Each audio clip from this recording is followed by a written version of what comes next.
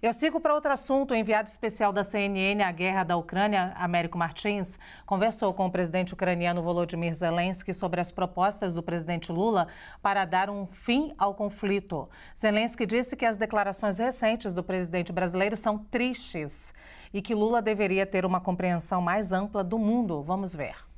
Президент Лула ж досвідчена людина. І я просто не зовсім розумію. Він вважає, що його суспільство не розбирається в тому, що відбувається до кінця, і він на це розраховує, або просто це якісь, просто ще одні заяви, які ніяк не наближають до миру. Це дивно говорити про безпеку Російської Федерації. Про безпеку Росії, про гарантії безпеки Росії говорить Росія, Путін і Лула. Я просто вважаю, що у нього є свої думки. Мені здається, не обов'язково, щоб твої думки співпадали з думками президента Путіна. Країна, яка ні з ким не воює, і твою країну сьогодні в світі, Бразилію, поважають набагато більше, ніж Росію. Поважають людей, поважають їх бачення, їх світові погляди. Бразилія не агресор, а мирна держава. Для чого тобі наративи лідера держави, яка нічим не відрізняється від будь-яких колонізаторів, нічим, постійно бреше, постійно маніпулює, постійно дезінформує людей, вбиваючи наших дітей і гвалтуючи наших жінок. Я б, чесно кажучи, якщо президент Лула хоче щось сказати мені, нехай сяде і мені скаже. І над цим, мені здається, закінчимо. Якщо чесно, я думав, що у нього ширше розуміння світу. Мені здається, що важливіше побачити весь світ. Тому що те, що ви говорите, sumno. Дуже сумно. Sobre as respostas do presidente Zelensky, que você viu agora há pouco na entrevista, a CNN Brasil procurou o Palácio do Planalto hoje e ainda aguarda retorno. Vamos ao debate, então. Vou começar com o Tardelli. A gente vê ali um Volodymyr Zelensky, Tardelli, até decepcionado, né? Ele está cansado, obviamente, e um pouco decepcionado com o presidente Lula. Aliás, esse encontro está tardando também, né? Esse encontro e essa fala sincera entre os dois. O presidente Lula tem alguma influência sobre a pacificação dessa guerra que já dura 1 ano e meio, Tardelli? Não tivesse influência, não seria citado com tanta veemência pelo Zelensky, certo? Ele demonstra e aceita a liderança de Lula. Agora, preciso entender o seguinte: o que motivou a guerra da Ucrânia, segundo a fala russa? A aproximação da OTAN, certo? Da fronteira da Rússia. Quando o chanceler Amorim disse, olha, nós vamos pensar nisso, você tem que pensar numa solução de paz. Não há solução de paz querendo que o outro capitule totalmente. Isso não é paz. E indica o Zelensky uma guerra muito mais prolongada. Né? Ele parece estar, assim, ele quer entrar na OTAN, ele quer colocar a Ucrânia na OTAN. A OTAN resiste porque a colocação da Ucrânia na OTAN vai ser o rastilho de pólvora final para a guerra da Rússia. Foi a motivação do início da guerra da Rússia, né? A grande motivação. A grande motivação. Né? É preciso que as pessoas queiram que a guerra acabe. Né? O discurso do Zelensky é um discurso beligerante. Ele diz assim, o Lula tem que ter uma compreensão maior do mundo. Mas será que o Zelensky tem essa compreensão maior do mundo ou ele está só focado e seria até compreensível que ele estivesse focado apenas no conflito que está dizimando o país que ele preside, né?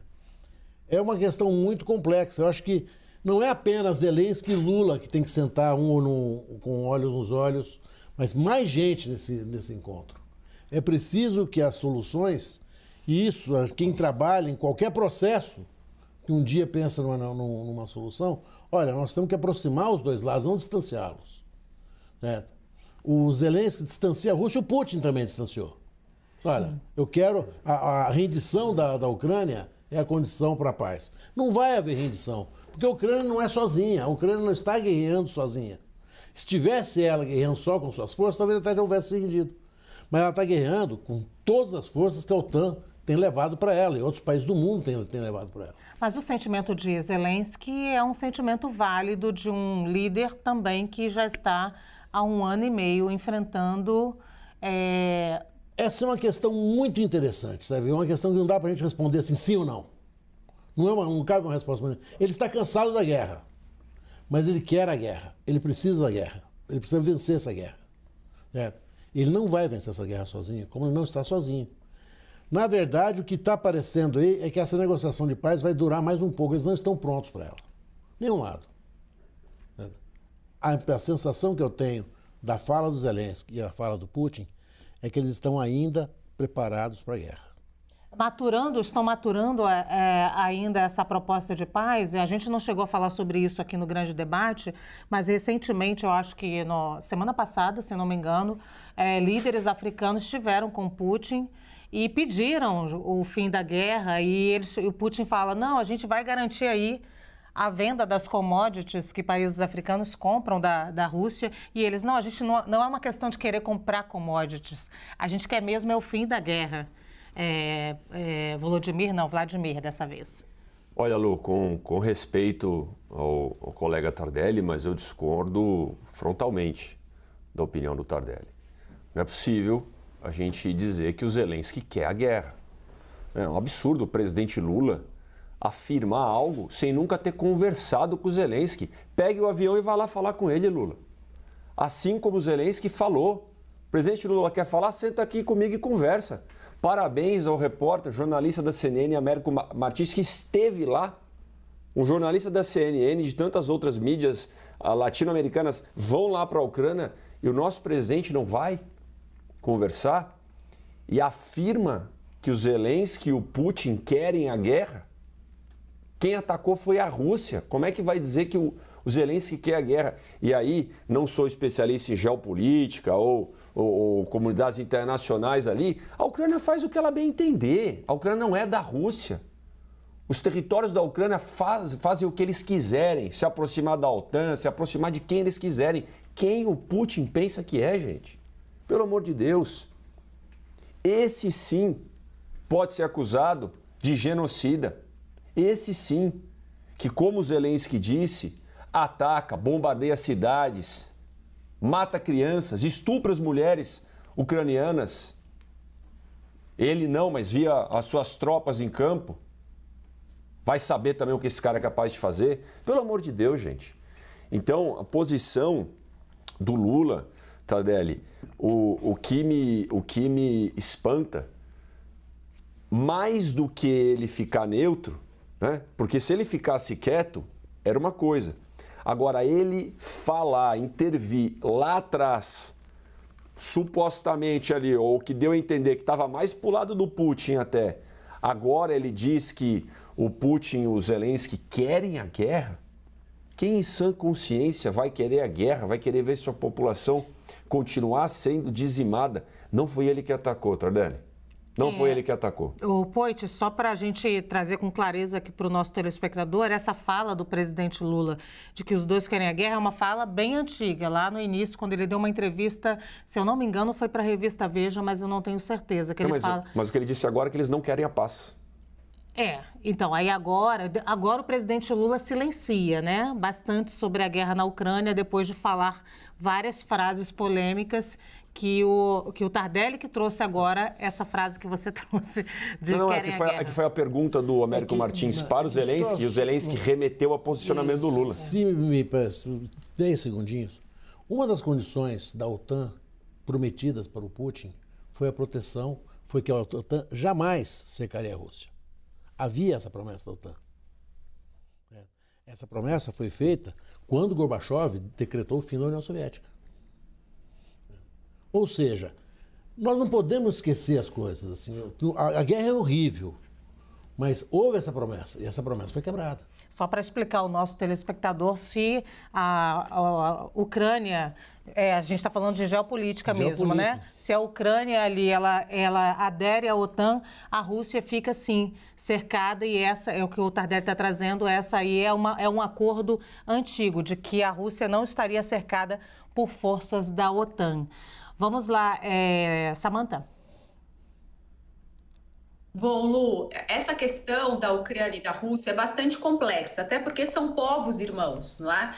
E a guerra é sempre ruim para ambos os lados, né? Eu vou tentar fazer uma análise aqui jurídica até da posição do presidente. O Zelensky está certo em defender o país dele, que foi invadido. A gente não pode ser favorável a que um país invada o outro. Por outro lado, a Rússia tem a defesa dela no sentido de que a OTAN representaria uma ameaça. A questão é, isso justificaria a invasão de um país no outro? Me parece que não, e ambos estamos de acordo. Agora, talvez a posição do presidente aqui, pensando do ponto de vista jurídico e diplomático, tendo em vista a tradição do Brasil, se a gente quer buscar uma solução, se a gente quer buscar um consenso entre dois países que estão em guerra, não se pode tomar lado nenhum nem um lado do outro. É preciso buscar pontos em comuns para que a guerra cesse. Porque se tomarmos o partido da Ucrânia ou o partido da Rússia, não poderemos ser aqueles que...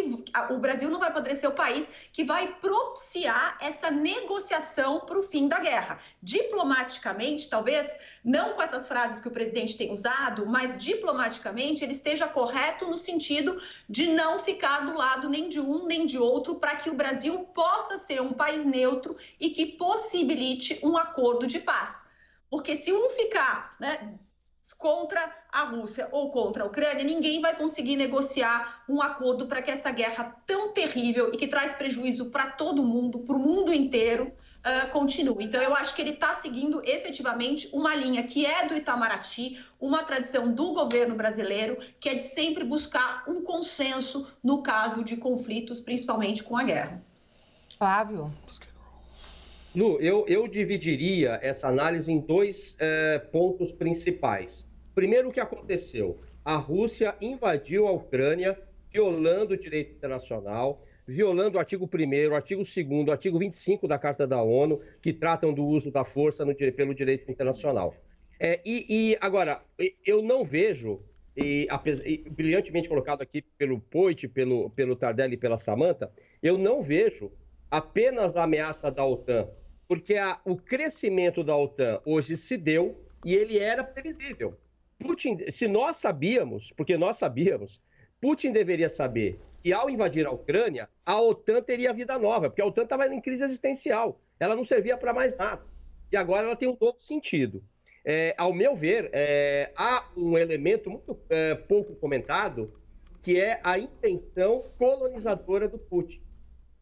A prova disso é que em junho de 2021, ele publica um artigo que estava no site do Kremlin, eu li esse artigo na época, negando a existência do povo, da nação ucraniana. Esse é um ponto. Agora, o segundo aspecto que eu queria ressaltar, e a Samantha e o Tardelli colocaram, é a postura do presidente Lula. De fato, o Brasil não pode tomar partido.